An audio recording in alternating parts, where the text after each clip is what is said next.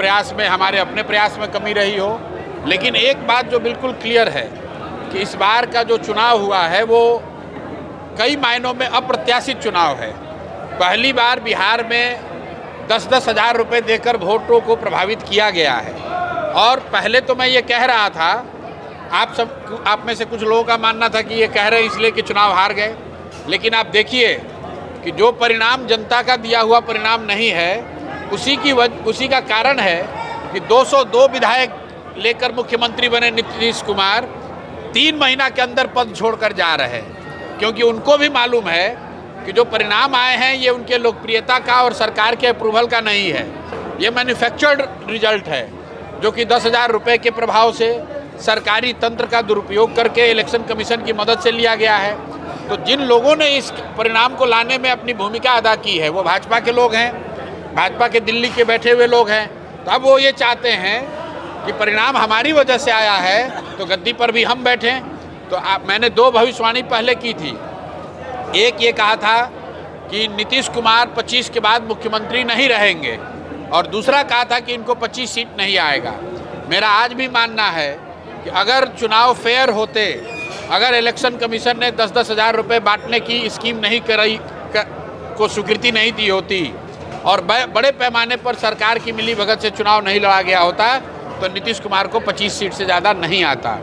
लेकिन चलिए वो बात तो हो गई। लेकिन आप उसका दूसरा जो मैंने बात कहा था कि नीतीश कुमार मुख्यमंत्री नहीं रहेंगे, आप देख रहे हैं कि नीतीश कुमार को पद छोड़ना पड़ रहा है।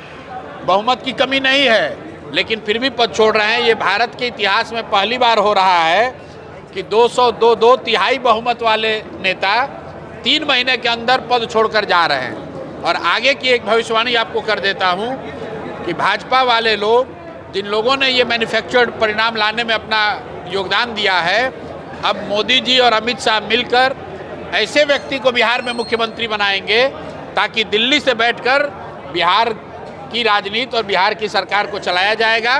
गुजरात के हितों को ध्यान में रखकर बिहार के नीतिगत फैसले होंगे।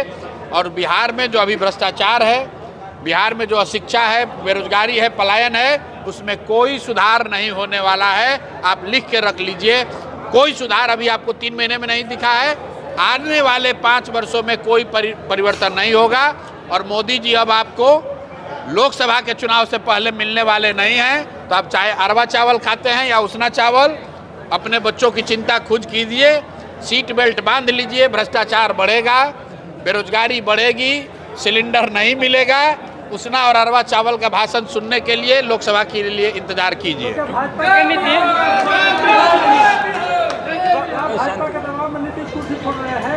भैया दबाव की बात ही नहीं है। ये जो परिणाम आया है ये नीतीश कुमार का परिणाम ही नहीं है।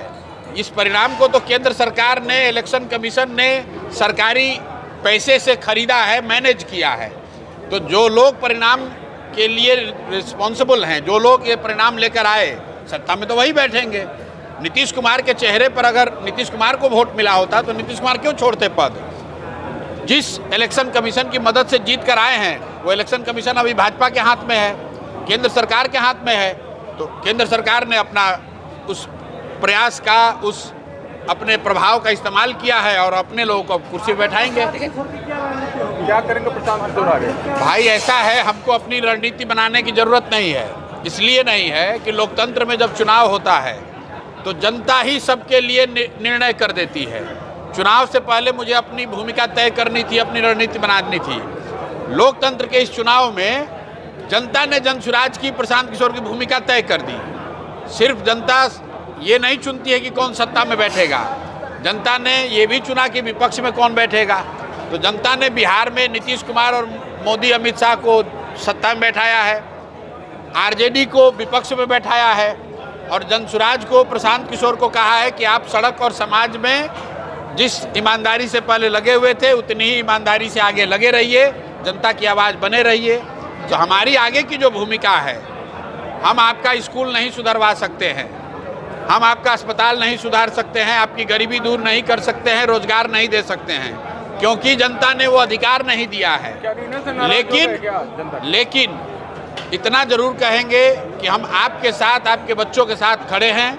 अगर इस व्यवस्था के माध्यम से कोई आपके साथ अन्याय होता है, व्यवस्था आपके साथ अन्याय करता है, तो आपकी आवाज बनकर आपके साथ खड़े होंगे। जदयू एमएलसी नीरज कुमार ने कहा है कि प्रशांत किशोर का अब तंबू और टेंट कहाँ गया, कोर्ट ने भी फटकार लगा दी है। अब भाई हर व्यक्ति के सवाल बात का जवाब देना जरूरी नहीं है। टेंट तंबू अगर कम दिख रहा है तो आपको बढ़िया हॉल दिख रहा है।